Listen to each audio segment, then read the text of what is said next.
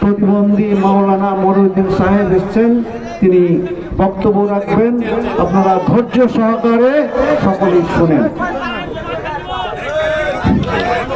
আসসালামু আলাইকুম ওয়া রাহমাতুল্লাহ। আমার ভাইরা, আপনারা কেউ কথা বলবেন না। এই স্ট্যান্ডগুলো একটু নিচু করো আর মুখটা একটু ছেড়ে দাও বাস। আচ্ছা ভাই, আপনারা সবাই কথা বলবেন না, সবাই কথা বলবেন না।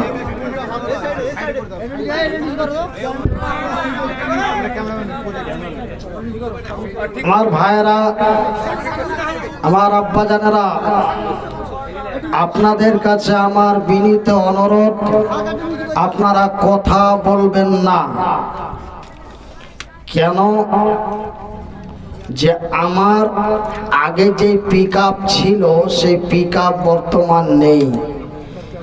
যে আমি আপনাদের চমক দিয়ে ধমক দিয়ে ঠিকঠাক জায়গায় আপনাদের আওয়াজটাকে ডাউন করে আমার আওয়াজটাকে উচ্চ করব, এই শক্তিটা নাই। সেহেতু আপনারা কথা বলা বলি করলে, উঠাউঠি করলে আমার কথা বলা অত্যন্ত অসুবিধা হয়ে যাবে। এই জন্য আপনাদের বলি, আপনারা একটু আওয়াজটা বন্ধ করে সামনের দিকে এগিয়ে এগিয়ে এসে বসুন। কথাগুলি কোরআন হাদিসের বলার চেষ্টা করব এবং বলবো। ভালো লাগলে শুনবেন, না লাগলে আস্তে আস্তে করে উঠে চলে যাবেন। কিন্তু যে শুনবে তাকে অসুবিধা করবেন না। আপনাকে ভালো লাগে না, আপনি আস্তে করে উঠে চলে যান। কিন্তু আপনার পাশে যে একজন বসে শুনছে তাকে ডিস্টার্ব দিবেন না, এই অনুরোধ রাখি। নাম্বার 2, আমার মাইকম্যান ভাই, আমার কাছে আমি আপনাকে বলি যে আমার পিকআপ ডাউন, আমি জোর পিকআপ দিতে পারবো না এবং জোর পিকআপ দিতেও আমাকে নিষেধ আছে। সেহেতু ভাই, তোমার পিকআপটা একটু বাড়িয়ে দাও, তোমার মাইকের পিকআপটা একটু বাড়িয়ে দাও। সম্মানিত আজকের সভার সভাপতি,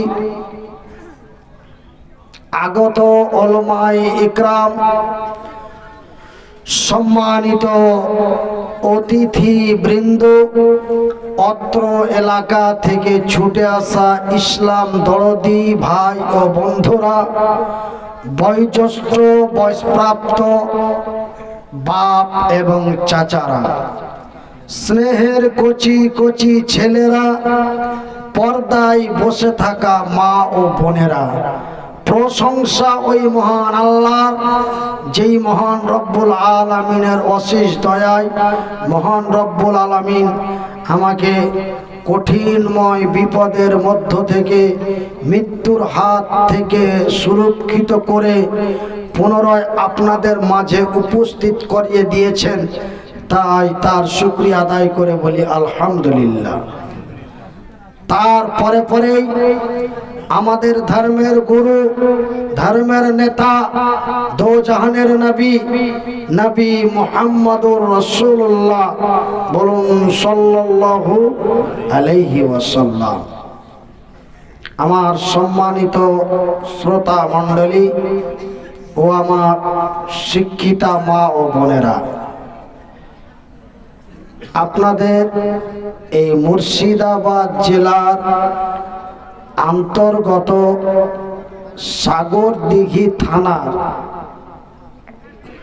অন্তর্গত ঝলসা গ্রামের মসজিদের উন্নতি কল্পের একটি জালসায় মহান আল্লাহ আমাকে উপস্থিত করেছেন। তাই পুনরায় তার শুকরিয়া আদায় করে বলি আলহামদুলিল্লাহ। আমার ভাইয়েরা, আপনাদের সাগরদিঘি থানায় আমি অনেক প্রোগ্রাম করেছি। মুর্শিদাবাদ জেলাতে প্রায় আনুমানিক 27 থেকে 28টার মতো থানা আছে। তার মধ্যে আমি আপনাদের কয়েকটা থানার অত্যন্ত জনপ্রিয় বক্তা ছিলাম বা এখনো আছি। তার মধ্যে আপনার লালগোলা, ভগবানগোলা, রঘুনাথগঞ্জ, জিয়াগঞ্জ, এমনি করে সাগর দিঘি, এমন করে আপনার বেলডাঙ্গা, রেজিনগর, কয়েক দৌলতাবাদ, শেখপাড়া, সাগরপাড়া, জলঙ্গি, এমনি করে করে এই সব এলাকার মায়েরা, বোনেরা, ভাইয়েরা, বন্ধুরা, আপনারা আমাকে অন্তরের অন্তরস্থল থেকে ভালোবাসেন, আমি এটা জানি। এবং আপনাদেরই এই এলাকার দুইজন সুনামধন্য বক্তা এবং আপনাদেরই সুসন্তান একজন আমার পূর্বে বক্তব্য দিয়ে গেছেন প্রায় 2 ঘন্টার প্লাস। তারপরে আরো একজন সুনামধন্য বক্তা আপনাদের এখান থেকে প্রায় 1 কিলোমিটার কাছাকাছি, গ্রামের নামটা হচ্ছে জুগুর। তার পূর্বে যিনার নাম বললাম মাওলানা আব্দুল হাদির সন্তান মাওলানা আব্দুল আউয়াল সাহেব হলদি। এই দুইজন ভাই ওনারা আমাকে অত্যন্ত ভালোবাসেন এবং আপন বন্ধুজনের মতো। তারপরে আপনাদেরই এই গ্রামেরই একজন সুনামধন্য বক্তা আজকে ফোন করে খুব আফসোস করলেন যে মনিরুদ্দিন ভাই, আপনি মৃত্যুর হাত থেকে বেঁচে আবার এসেছেন, কিন্তু দুর্ভাগ্য যে আমি আজকে আপনার সাথে আমার দেখা হলো না। নাম হলো মাওলানা আব্দুল খালেক সাহেব। আপনাদের বলছে ভাই আপনি আমার বাড়ির দরওয়াজায় জালসা করবেন, কিন্তু আমি আজকে থাকতে পেলাম না, আমি চলে গেলাম অন্য এক জায়গায়, আমার জালসা আছে।